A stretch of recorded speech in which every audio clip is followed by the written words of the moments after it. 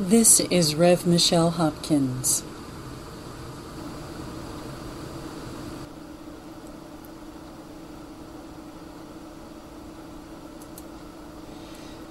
This happened on January 26th, 2013. This is one of the many things that the U.S. Pacific Hydroacoustic Behemoth is capable of.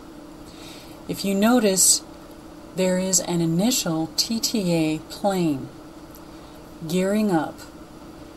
Then another plane comes up from the Atlantic, goes toward this other plane, superpowers it, and then it is directed very forcefully up against the western coast of the United States.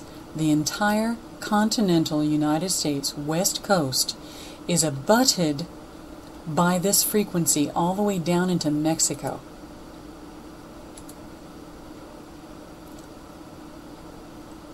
I'm going to show you how that was done. This is how the U.S. West Coast abutting TTA plane was derived. First, the initial blast came from the U.S. Mid-Atlantic Hydroacoustic Boot, U.S. MATHAB, right here. Right here. You'll notice above this boot are directional arrays. The boot is also coupled with this massive TTA array.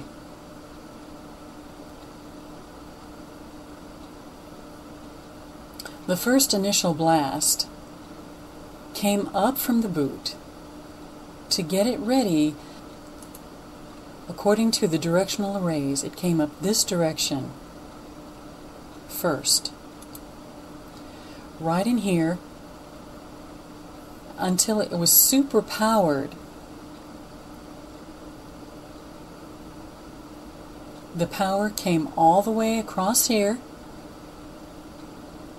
all the way to the Haitian Islands, went south from Haiti along this hydroacoustic arm, all the way down to the Antarctic, down to the U.S. territory of Antarctica, right down into this TTA installment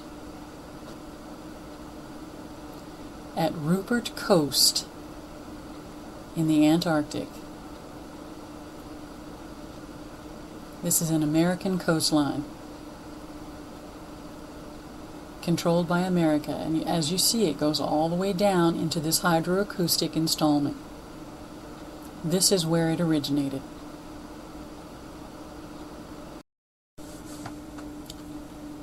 Now this Antarctic originator complex is very, very different, as you can see. I wish I could render a better enhancement for you, but if you can, try to see this. There's some TTAs here, here. There's one there, there's one there, there.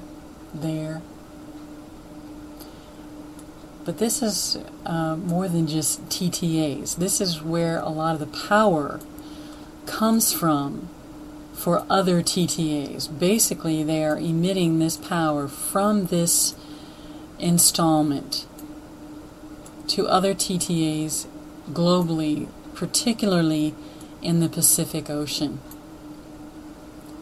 As you can see, this is to create greater power. See if I can bring it in just a little bit better. A lot of turbines and that kind of thing to generate power, just massive power generating from this installment. Now, as you'll remember, this TTA plane we saw directed and forced eastward against the U.S. coast. What caused it to do that was the U.S. midpoint Pacific Hydroacoustic TTA field. It's this line right here. This line. This is a hydroacoustic array line. What it is basically is fiber optic cable that has been laid down just like all these other lines, and in the cable there are probes that go down into the ocean floor. There are antennae that come up from the cable also as TTA arrays, and there are other arrays built all along this TTA field, along with all of these other TTA fields. But this is the U.S. midpoint Pacific Hydroacoustic TTA field. That is from whence that pressure came eastward that abutted the entire continental west coast of the United States. As you can see in this extreme close-up enhancement of one of the many TTA installments all along the U.S. Pacific Hydroacoustic TTA Behemoth.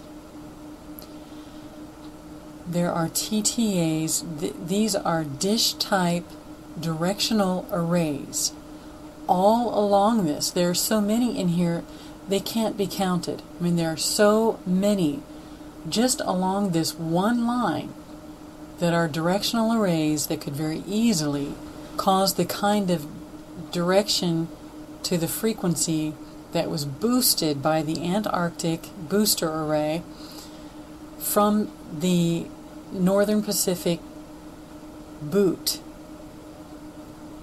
right into the western coastline of the United States.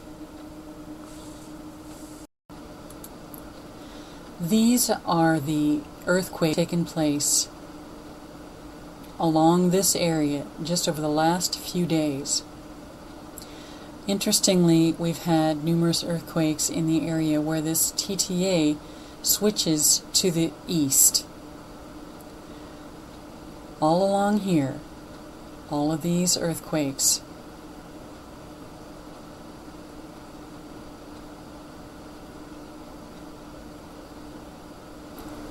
Now, we are told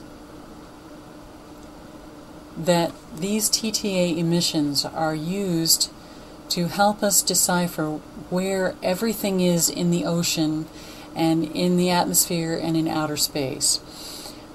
This was clearly a hydroacoustic frequency emission. It was all underwater. Now, they run all day long, all night long, every day, every night. And we don't see this kind of readout, this massive kind of frequency. It doesn't take that much frequency to find out what is close by our coast, what is halfway between Hawaii and our west coast. The reason being that we have buoys and UAVs and all kinds of TTA paraphernalia in that area, floating and under the water and satellite-based, that tell us all this information. Okay? Along with the hydroacoustic information that we gather from these TTAs.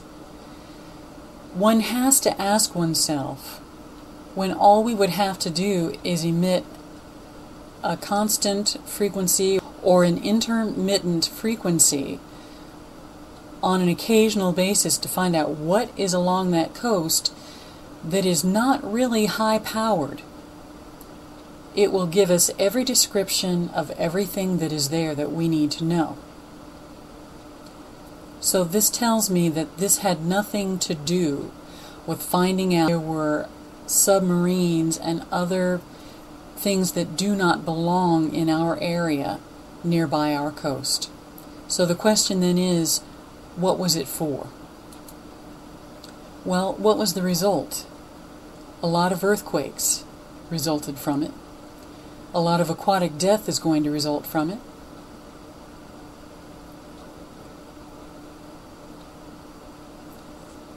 Why did they do it? Why are they doing it?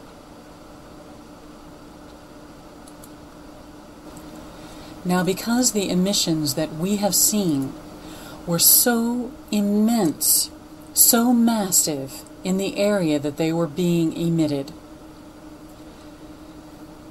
it is so vast, this area, we are going to see fish kills, aquatic life, death, and beachings all over this area of the globe, extending all the way from Antarctica to the northernmost tip of the continental United States, and most of the area in between. We're going to see animal death all the way along here, all the way around here in this area, up and through here.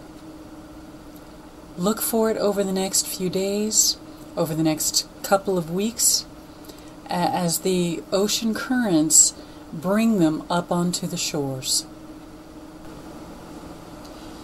We were told in Scripture, in prophecy regarding the last days, that there would come haters of man.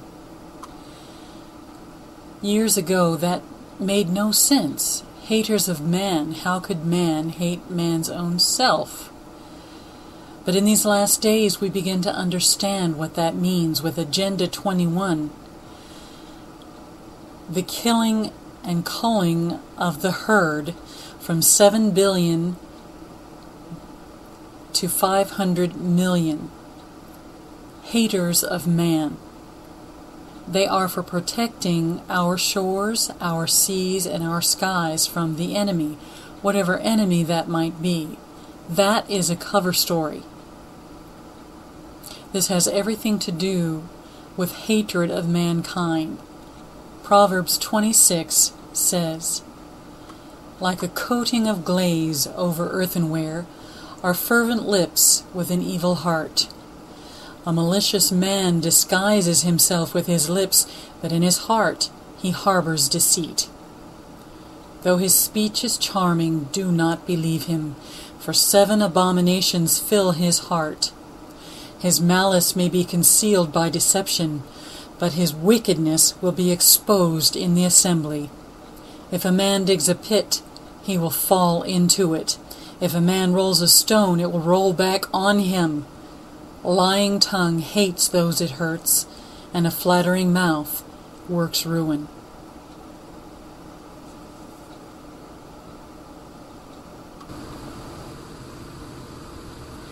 This is Rev Michelle Hopkins. Thank you for watching, and God bless you.